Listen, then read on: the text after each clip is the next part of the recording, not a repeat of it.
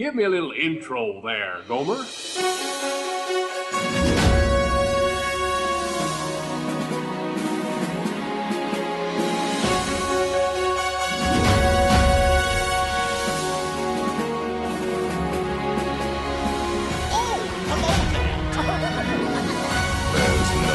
turning back now.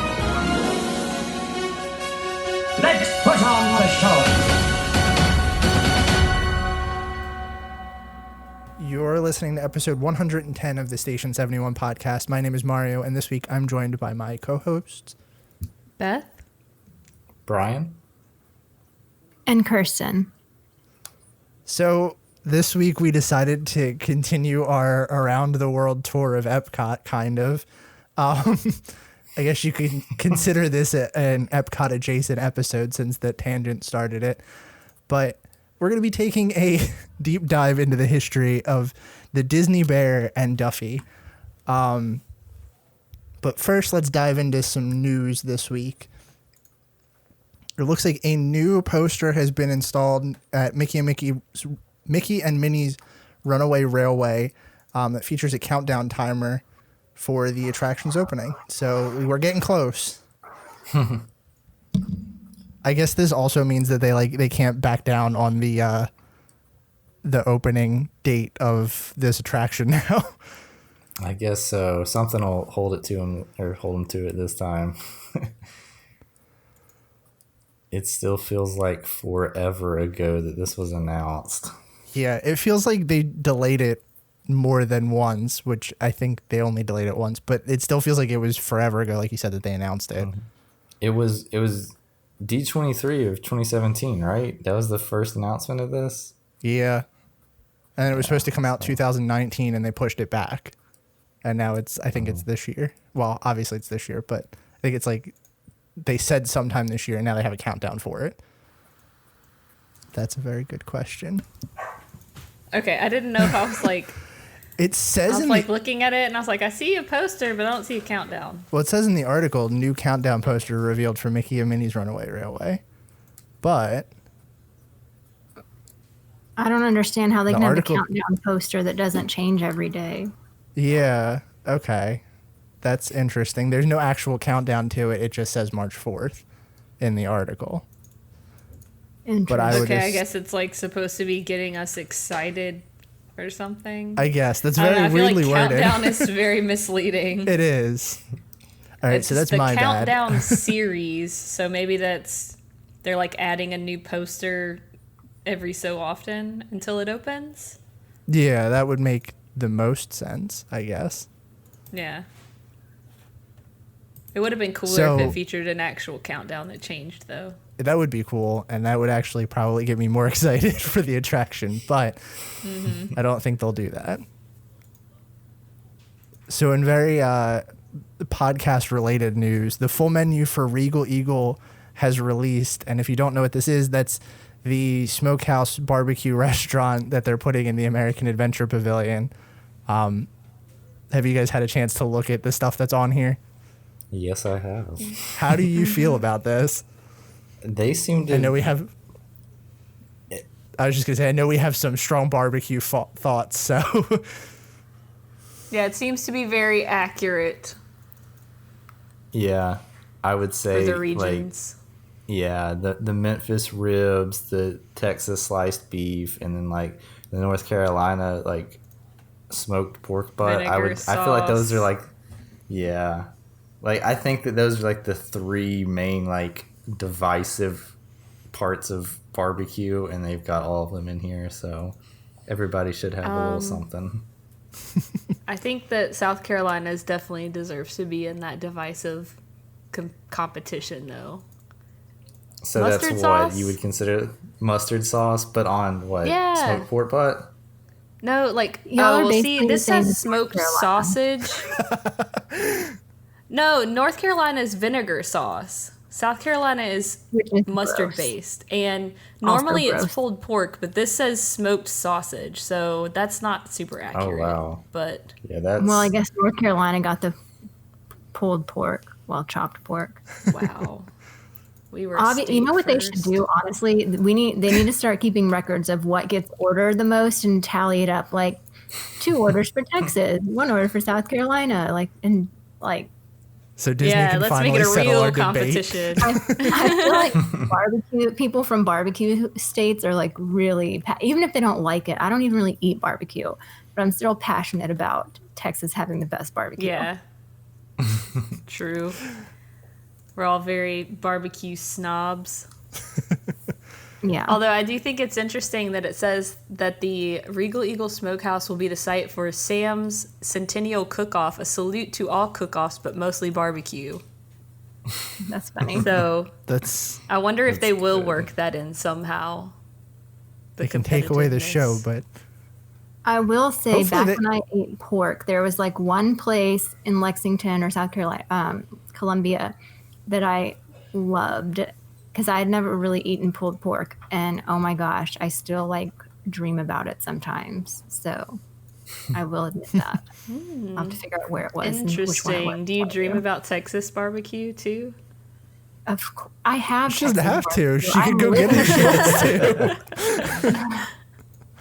Fair. You know, it's funny you say that because, like, when I think barbecue, like, I immediately think, like, pulled pork, but, like, sliced brisket is probably my absolute favorite barbecue ever.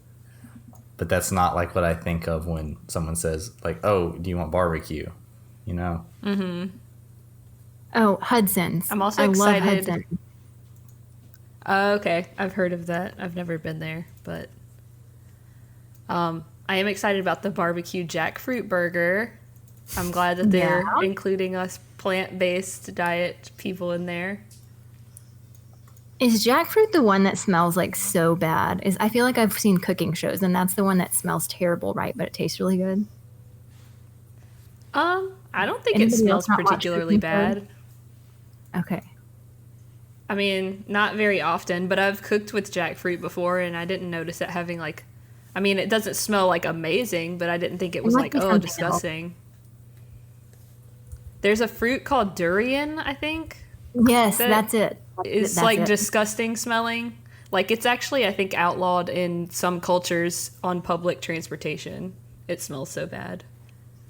It's a very interesting that way needs to be fact checked, but I think that's true. No, you're right. You're right. So- That's familiar. I've never heard of jackfruit before, so I just had to look this up. Is it like, what is the consistency somewhat similar It's to very meat? similar to pulled pork. If Really? you have to pull pull it apart, but like I made like crab cakes with it and had like the kind of crab cakey texture, however you want to put it. But yeah, I've also used it in barbecue before. That's 'cause interesting. I was wondering, like how is a fruit gonna work as a barbecue replacement? But now that I kind of see it, I can see that it does kind of have that like structure to it. Interesting. Yeah, it gets really stringy when you pull it apart. It definitely looks like it does. I'm in the same boat. I was like, how is that going to be a barbecue replacement? So I looked it up, and it looks like very stringy. Mm-hmm. One of my dogs is loudly barking, so I apologize in advance for that. So next thing that we have on here, because we just talked about barbecue again for a solid 6 minutes, is that Run Disney has announced Club Run Disney, which will include discounted tickets for the or discounted race passes and spots in races. So there's a couple different tiers to this, and like different levels, but apparently it doesn't have the prices in there. Let me pull that up. It sounds interesting for people that do Run Disney. So there's a silver membership, which is $265.43, gold $478.63, platinum, which is $798.43. Did y'all hear that? And they all include. Is that the Yes. Vuvuzela? What was that? Eli's new toy. I must have been so focused on this I missed that. I'm sorry. For all of our listeners, my son got a Vuvuzela for Christmas, and my husband is playing with it. I just told him to stop. Wait, Will is playing with it? Yes. Or he's letting Eli. Eli can make a sound Oh my come out of it God. for like half a second, but no, Will likes to mess with it. That was Wow. him. I mean, I can't blame him for that. I probably would do this. But during recording, he knows you're recording right now. I know. Let's go to the outtakes. I know we can hear that, right? Like, there's just a door between us. I mean, And it is the most obnoxious instrument in existence. It's hard to miss. We're not letting him come back on the podcast. oh, that will make him extremely sad. That's a good. I should use Aw. Just go walk out there and be like, you're not invited back. Oh, boy. So the tiers of membership are silver 265.43, gold 478.63, and platinum $798.43. All of them include a welcome package, tier 1 pricing for Run Disney events, and exclusive Run Disney virtual 10K runs. They also come with an exclusive bib, and then as you get higher up, they start including things like gold has a guaranteed opportunity to purchase one spot in the half marathon or greater distance each race weekend throughout early registration. And then platinum has a Run Disney Expo experience, which is going to include a lounge and exclusive merchandise shop. So that's kind of exciting if you do the Run Disney stuff. I think that's probably got some kind of value to it. But it's coming February 18th, 2020. I'm wondering Have how any much of us- money this could save. Have any of Like, us ever? I mean, it's got to run even out, right? I have not, but that is definitely on my list of things I would like to do at some Same. point. I'm not much of a runner at all, but I would love to do a Any Run of us Disney. run? No. No, I walk briskly. Whenever I do a 5K. I think this would be fun. Like, I've heard a lot of good things about the Run Disney events, so I would definitely like to try it at some point. Yeah, I'm just wondering what tier 1 pricing means. Like, I guess maybe it gets more expensive the closer it gets to the date, and no matter when you sign Think up, so. maybe you get the same price as the original. I don't know. I think so. I'm going to So- look that up. Probably does have some value in it then, especially if you're already planning on doing them. Plus, you get a special members jacket. Basically, I'm saying that, and this is like another club for people to feel superior to those who don't exercise. Right.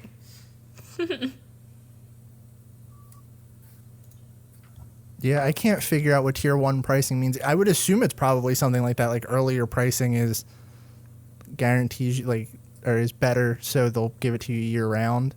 Or, I don't know, maybe it's like they give you a discount and that's what they're calling it. Yeah. So, that being our last news topic for the week, are we ready to dive into our exciting episode this week? It's so exciting that we lost Brian on this call. Yeah, his, conveniently. His computer died. Sure, Brian. So we could start because I am sure that he'll be thrilled to hear. Or he'll be thrilled to miss this. So we're going to talk about Duffy Bear because we took a little side tangent during our tour of Germany, I think it was, and we discovered the world of Duffy Bear, and There's a kind of- whole canon. kind of dabbled our toes into what the internet is calling the Disney Plush Universe. There are too many universes for me. There are. I will agree with that. But I did some research to try to figure out why this is a thing and how in-depth it is, and I came up with a lot of information. So, oh, look, Brian's back. Good timing.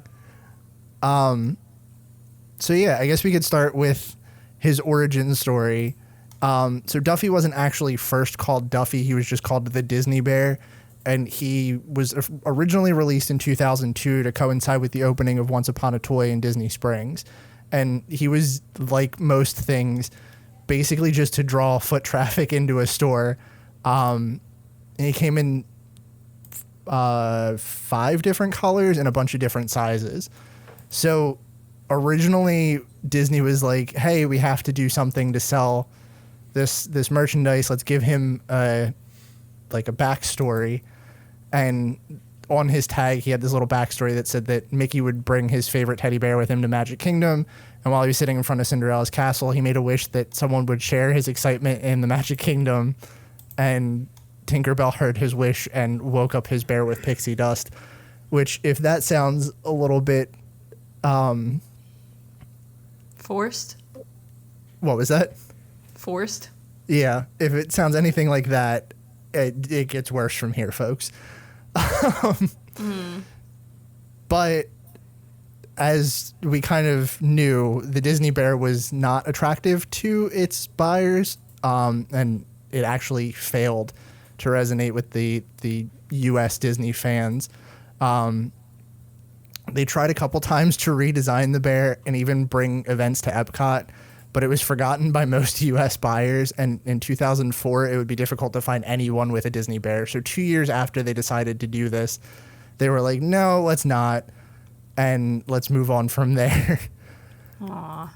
But then... It's kind of sad. Yeah, so then Tokyo, while the Oriental Land company was trying to come up with ways to theme characters to their land, they found the Disney Bear, and they saw that it did poorly, and they were like, hey, the culture over here kind of speaks to teddy bears, so let's give him a try here.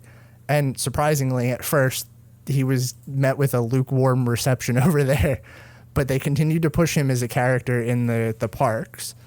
But in 2005, they decided to relaunch the Disney Bear and actually give him a name and a backstory that fit to Tokyo Disney. So this is where things start to get very weird. I mean, they haven't been weird so No, far. because before he was just a teddy bear, and now he's an actual character. True. So they decided to give him this backstory that Mickey was a sailor and he was away from home a long time, and Minnie was a big crafter, and she decided to create a bear for Mickey to carry around in his duffel bag to accompany him on trips. So Mickey, being as unoriginal as he is, named the bear Duffy, and when he felt homesick, he would hug Duffy to feel the love that Minnie sewed into him, which surprisingly, I didn't have to go far to find this backstory because Disney played this as part of their like bedtime stories on the resort TV for a while. Oh, Lord. Yeah, so there's a 6-minute video on YouTube that plays the backstory of Duffy Bear. Weirdly, I like that backstory better. Yeah, I like that Feels backstory a little bit better. fleshed out. But after that, Duffy became a success in the overseas parks, and guests would line up to purchase them with additional products. They would end up doing limited edition Duffy Bears and events that featured exclusive outfits, human food, and merchandise.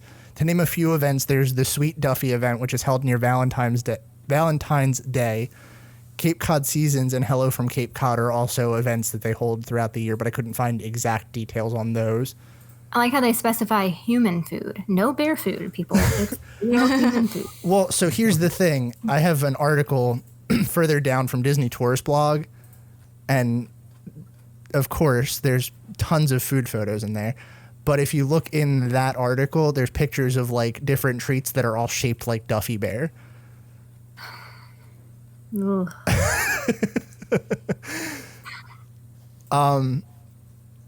So what else? Where were we? Okay.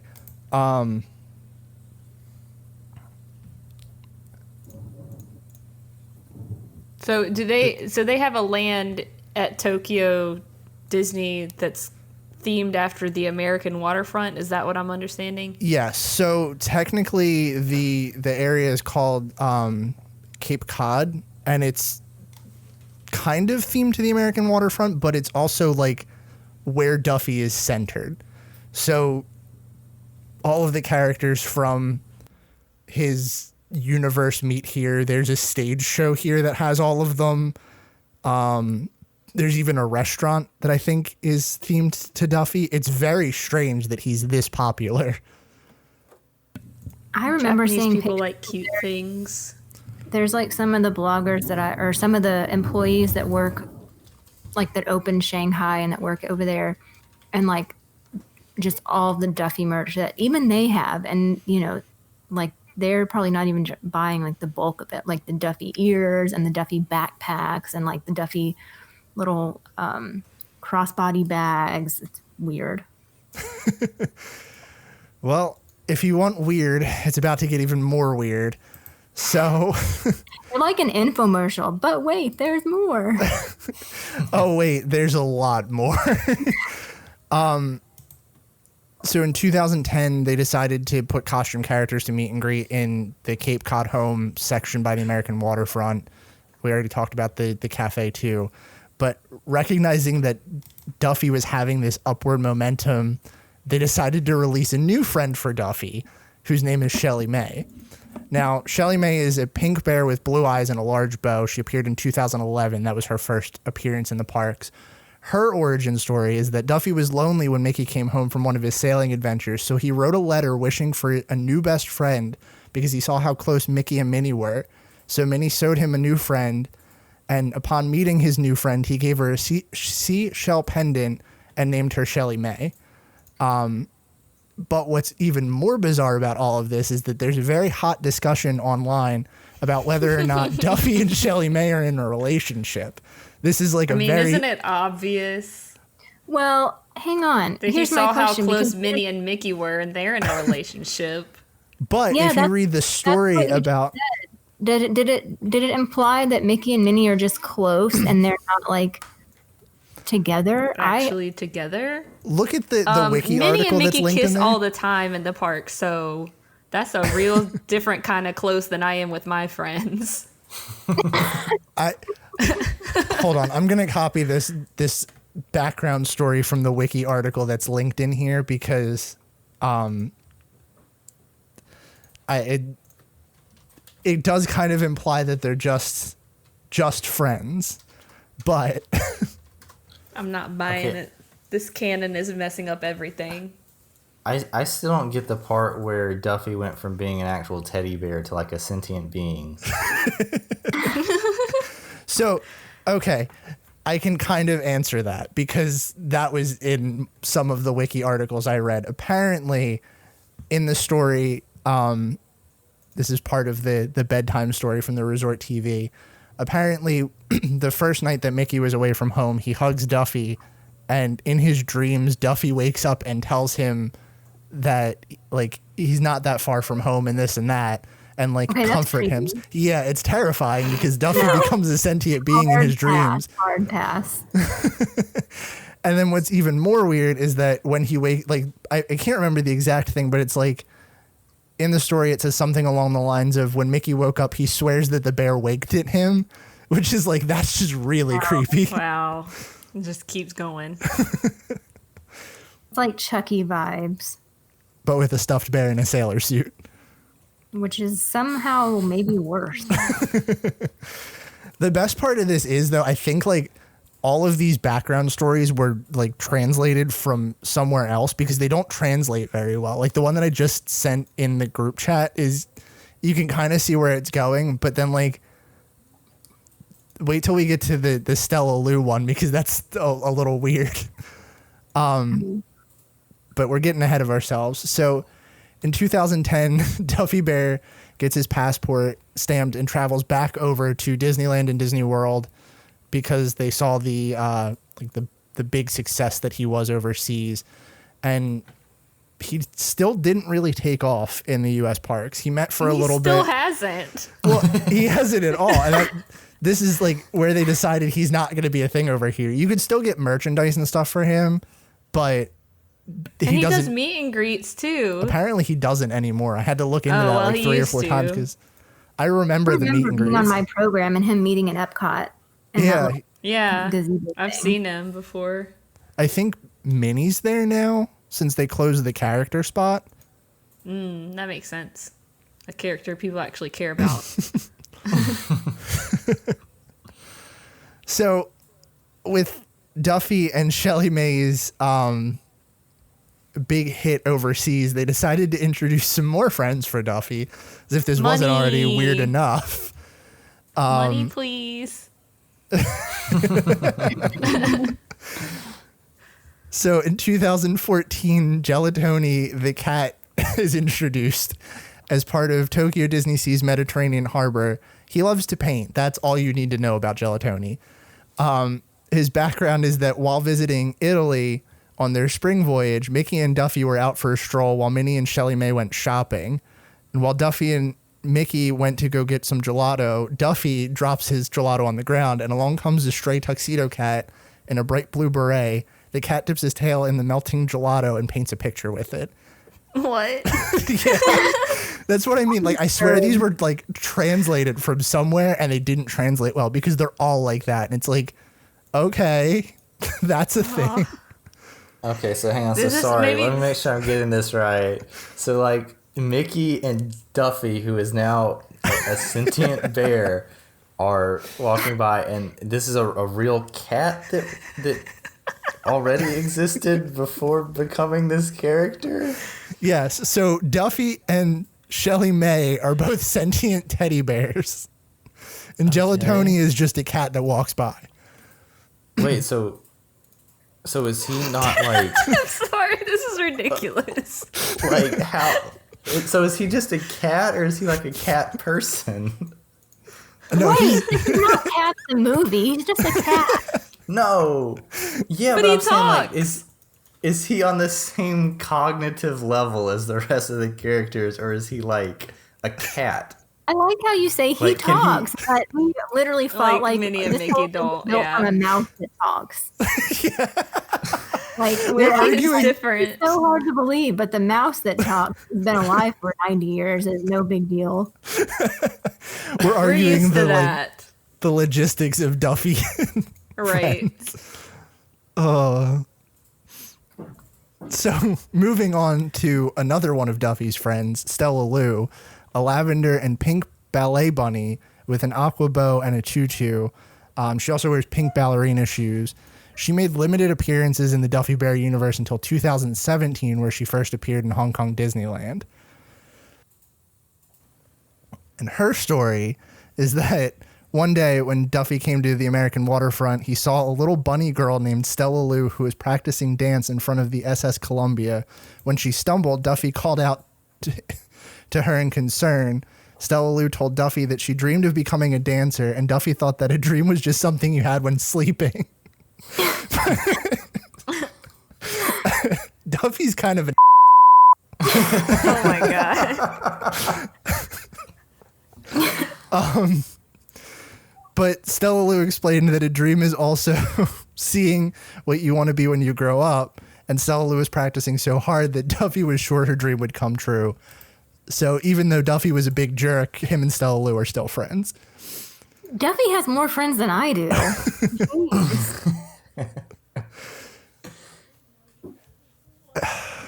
Jeez.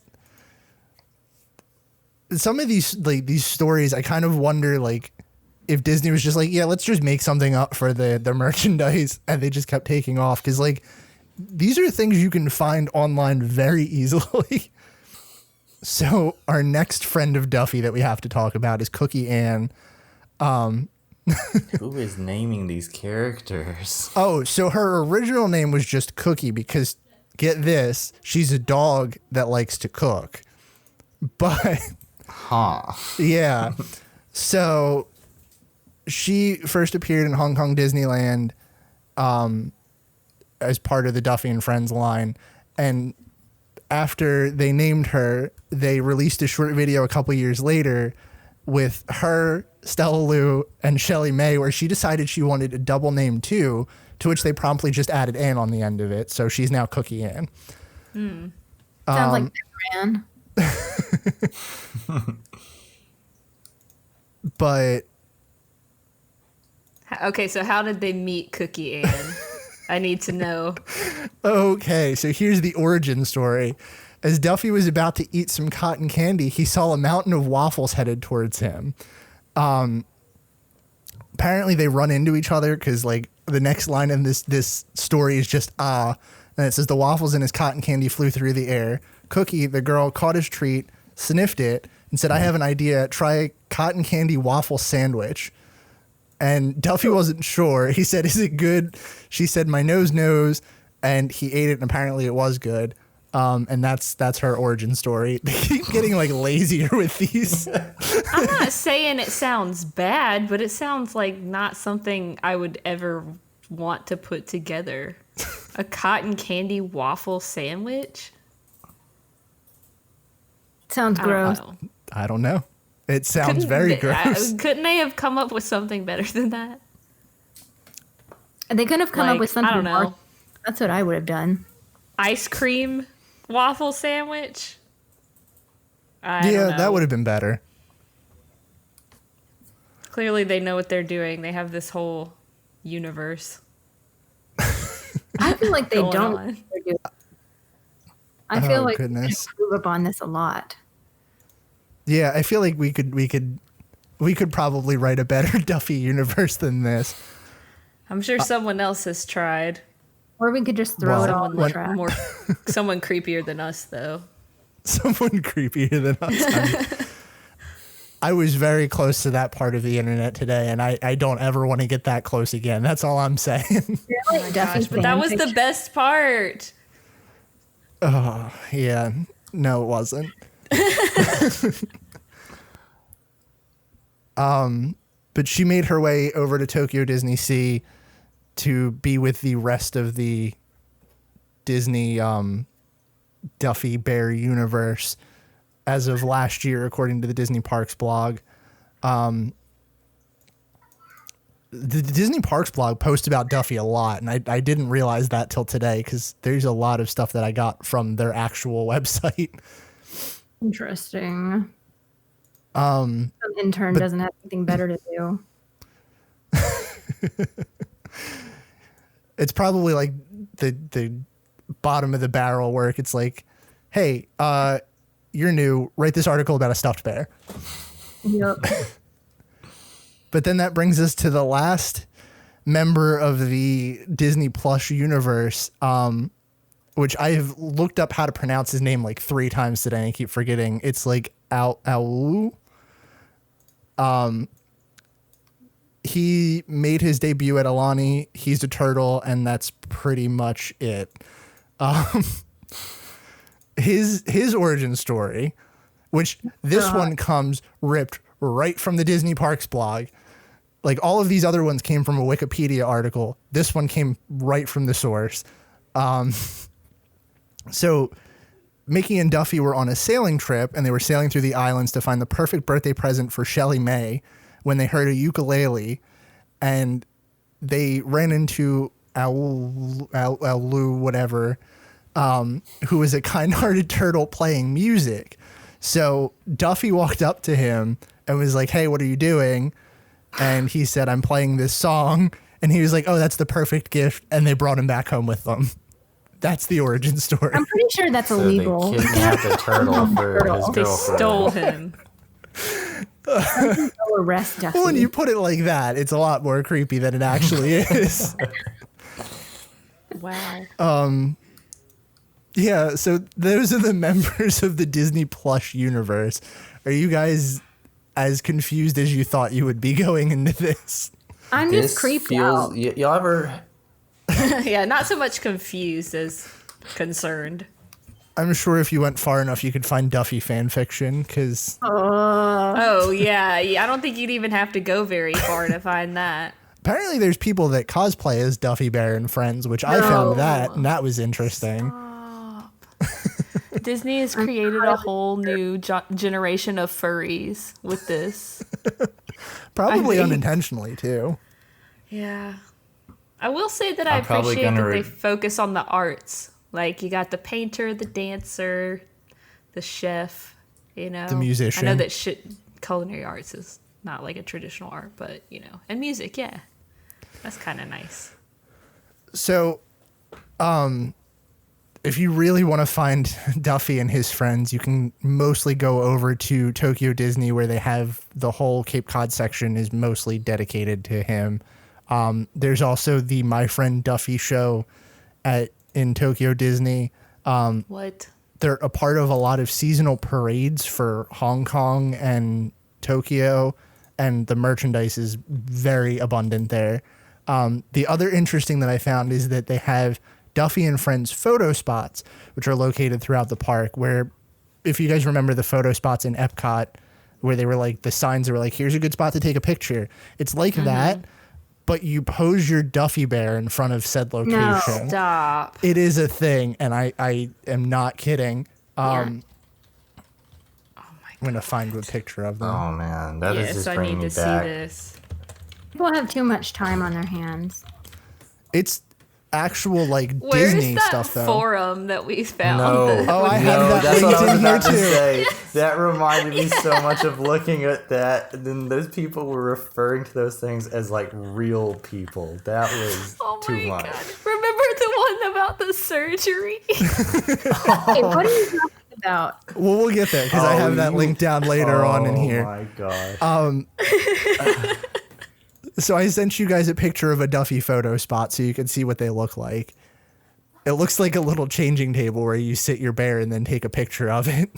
I mean, it's kind of a cute idea. No, it's not. If it's really popular over there, then I think it is a nice idea. But I need these for children. Yeah.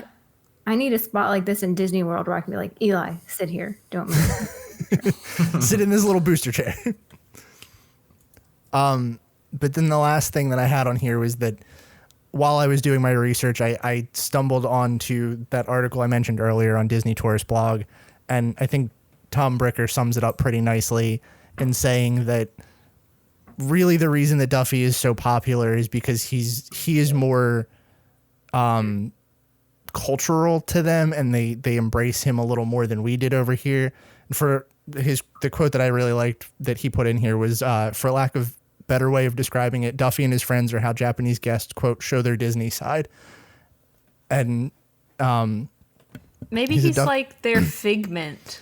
Yeah, actually, a better comparison is that he's like their Mickey and Minnie, because that's kind of how they they really embraced him over there. And apparently Mickey's not as popular. So they have their own Fab Five. I'm offended. This is not a replacement to the Fab Five. Are you kidding me? It's like the generic brand Fab Five. Right. The less effort version. But I figured a fun way that we could close this out. If you look at the bottom of the show notes, there are several links to a Mice Chat forum in which people talk about Duffy. And this is what you were talking about before, Beth. Duffy's belly button? My favorite one being where is Duffy's belly button? Oh my God. He was born, so he probably doesn't have one. Correct? Oh, but here's the thing. So like Beth was saying before, people talk about these like they're human, and it says the title of this post is Duffy's, quote, belly button. And it says, can anyone tell me where Duffy's belly button fill hole is for the 30-inch tall bear? I have a detached eye stem. The outer eye broke off of the stem and fastener. I finally got around to buying a transplant in order to complete the operation. I need to have an opening to remove the broken part and put the new fastener. I figured the way to do this with the least amount of trauma would be to reopen the fill hole. Typically that would be around the middle or lower back. I've been looking around for a hand stitching for the closer, but so far I have not found any. And then he posts pictures of the operation. Finally got around to scheduling the operation. No. Detached retina. Okay, this is not unacceptable. So I will say this is like a very strange, I don't know, juxtaposition, but there's this YouTuber, I don't know if he does it anymore, but he's called the Food Surgeon.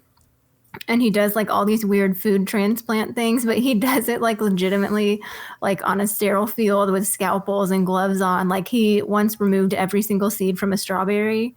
I don't know. It's kind of ASMR-y and like yeah, that's what this reminds me of, except for this is weirder. Yeah, I can see that. There's also like a thread the on comment here at the end though that says, "Yay, amazing! I'm glad the operation was a success." with a bunch of hearts. Yeah. God, people are weird. Well, if that's weird for you, there's also a post on here that says, "What are your bears up to for Christmas and other holidays?" Yes. Bear is a Watching huge Christmas Thanksgiving movies. fan, but now that the turkey coma is wearing off, Duffy and the gang are turning their attention to Christmas. At least it's comforting that these are like 2 years old. Yeah. Well, no, there was a recent one. Actually, the most recent Duffy's one is from belly button was 2019. last year. Oh, okay. I thought maybe this was an old thing, but it's not. Nope. What were you saying, Brian? I think the one that bothered me the most when we did this in the World Showcase one was that person that was buying Christmas presents for their different Duffy bears. And I forgot about that. And they had to make sure that each one of them got the same number of presents to make sure that, you know, it wasn't jealous. Oh, No. that's so uncomfortable.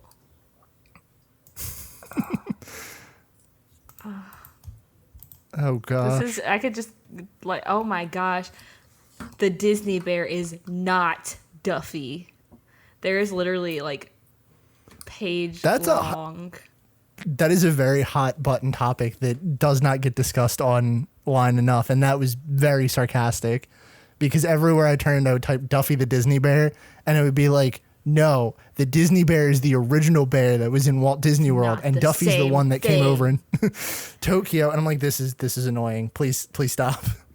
Quote from this is, Duffy is Tokyo Disney Sea. Duffy is the absolute best that Disney inspires. But Duffy is not, nor has he ever been, the Disney bear. And the Disney bear is not Duffy, no matter what the tag or the package says. Okay. I did not realize what a passionate. Man. This is intense. Right? I feel triggered. There's also people that create custom outfits for their Duffy bears, which It's like American Girl dolls. it is. It's like the Disney version of American Girl.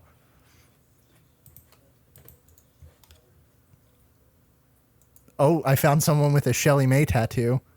No. Okay, I can't really talk. Where? Send, please. No, yes you can, Kirsten. That's very different than your tattoo. Okay, good. I'm glad that you think that. Oh wait, no, she's thinking about getting one. Okay, well, that's still pretty awful. Maybe she didn't. Wait, the person, she said she can't decide between Shelley Mae and Tinkerbell, and somebody says, if you've narrowed it down, I say Shelley Mae. You'd be unique and possibly a trendsetter. You may be many things, unique one of them, but trendsetter, I'm thinking no. Right. Someone's gonna see her tattoo and be like, "Oh, I should get a Shelley Mae tattoo. I've never even thought about that. What a trendsetter!" Or they're going to be like, who the heck is that? Commented and responded, worst idea ever. Someone commented that. Somebody commented and said, worst idea ever. Like, thank you for being honest. Dang. Oh my goodness. Oh, wait, there's a post See of what a else Duffy tattoo. They commented. Did y'all see that? Oh no. Oh yeah. At least it has Mickey in it too. Yeah, that helps somewhat. A little bit. Hang Y'all are way on. nice. I found one about Duffy Bear fans setting up a teddy bear Olympics.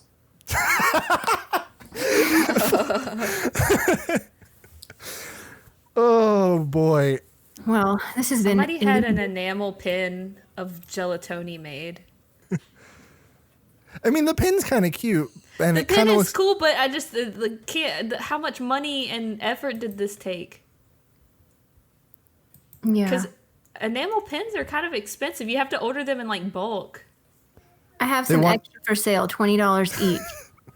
That was what I was just about to say. There's Another hard pass. another hard pass. What's the meme? That's going to be a no from me, dog. Man, just reading this forum feels like that subreddit of, what was it?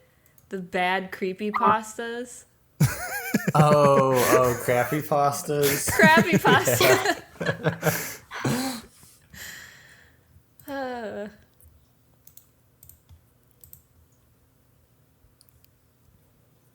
This is. I've run out of fun Duffy believe- threads on here, so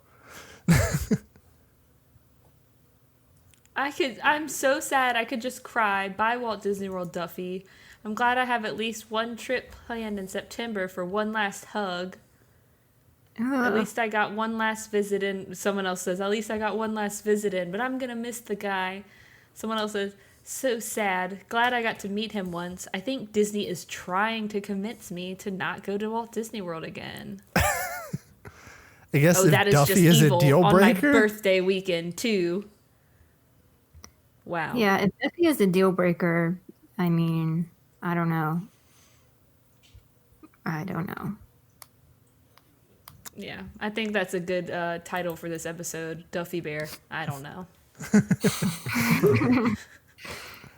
So to round out this episode, I put up a poll on Twitter to see how many of our listeners know about Duffy Bear and know anything about him. And 17 people voted in the 3 hours I left it up because I decided a little bit last minute to do this. And 70.6% of people that voted said they have some knowledge of Duffy. 11.8 said they had no knowledge. 5.9 said, who is that? And 11.8 said that they were Duffy aficionados. So I hope How that many this said they were was... Duffy aficionados? What was that? How many said they were Duffy aficionados? 11.8%. Oh, I Of want to the be in that 17. 11.8% who doesn't know who Duffy is. I wish I were there again. I wish I were there. I'm glad I could ruin this or bring this pocket corner of the Disney universe to light for you. Well, is there anything that you guys want to talk about before we wrap this week up? So I'm going at the end of this month. I will be in Disney World. If anybody is there in between like now and then, I would love to hear what their Rise of the Resistance experiences are, because my brother has convinced me to try and get up and go early to get a boarding group, and I'm a little stressed about that. When are you going? You said in a couple weeks? Yeah, we're leaving the 25th. Of Okay. January. My Also, let me know, because I'm going the first week of February.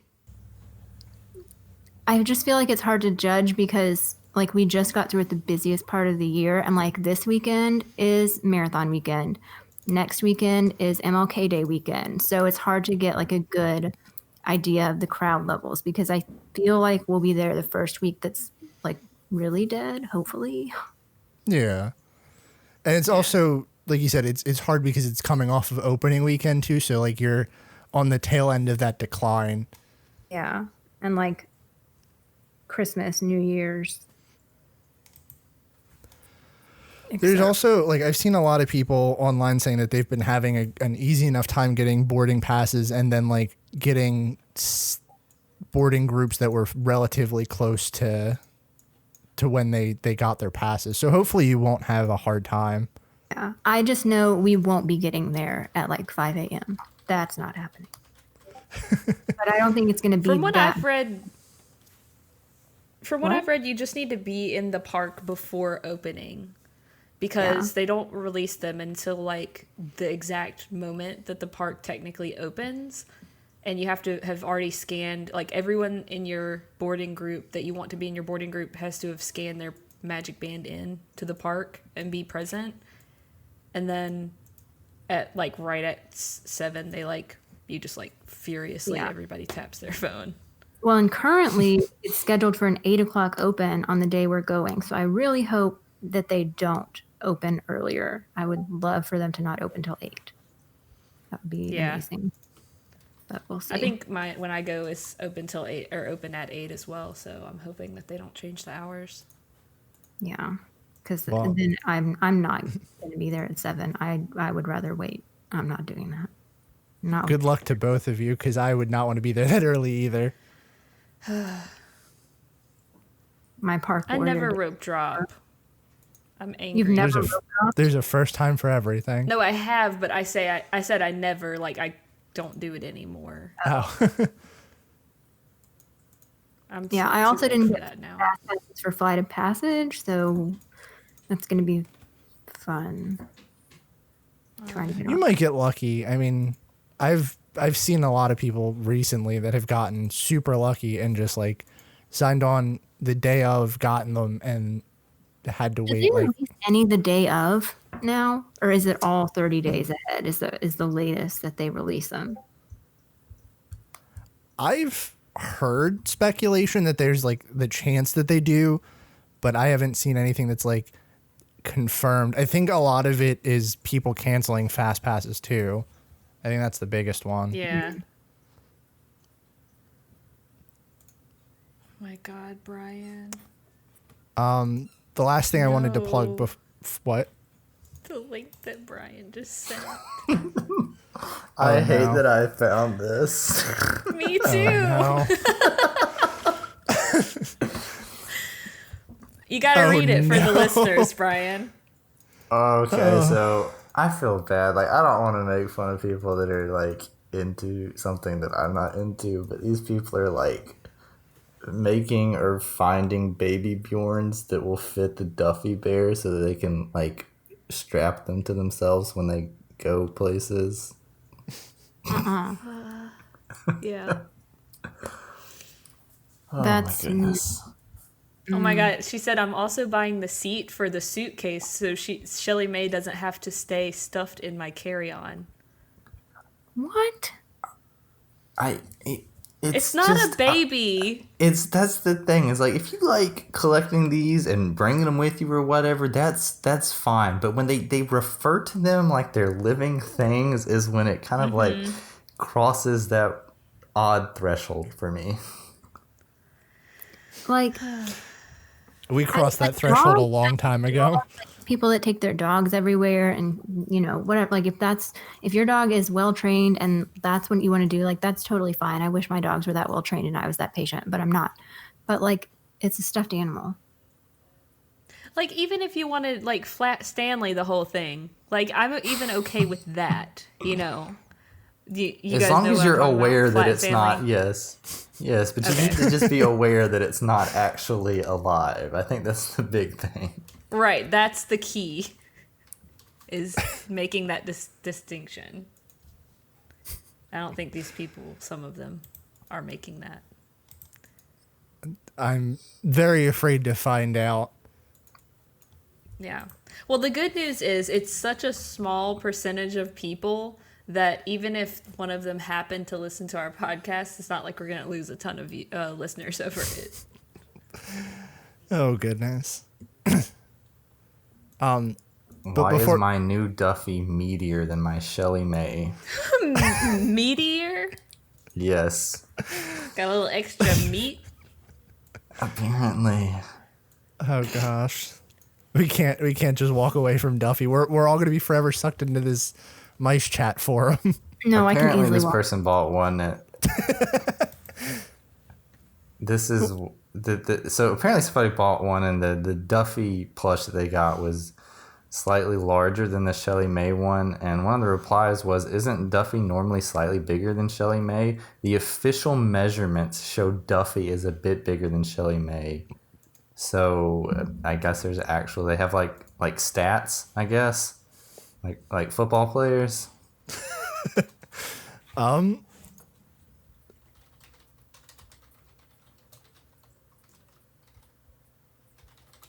We're going to find out. No. The only thing that I can find is Wikipedia articles, and they don't have measurements.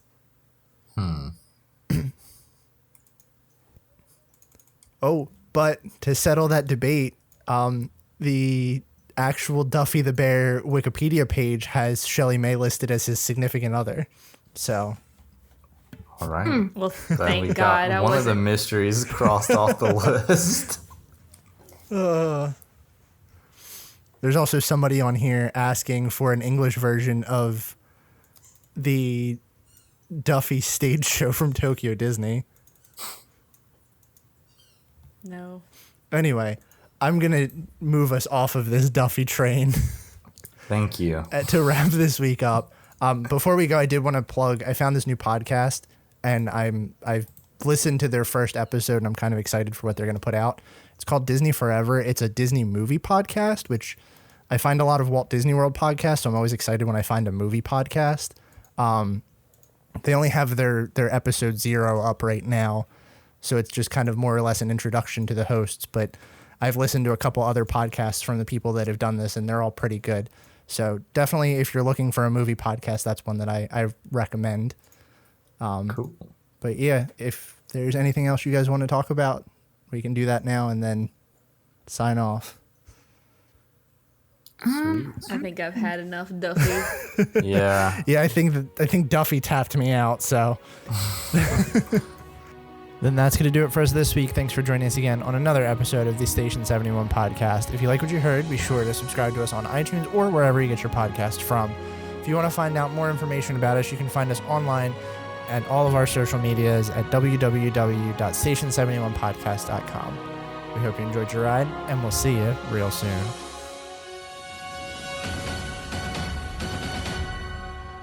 Please stand clear of the doors.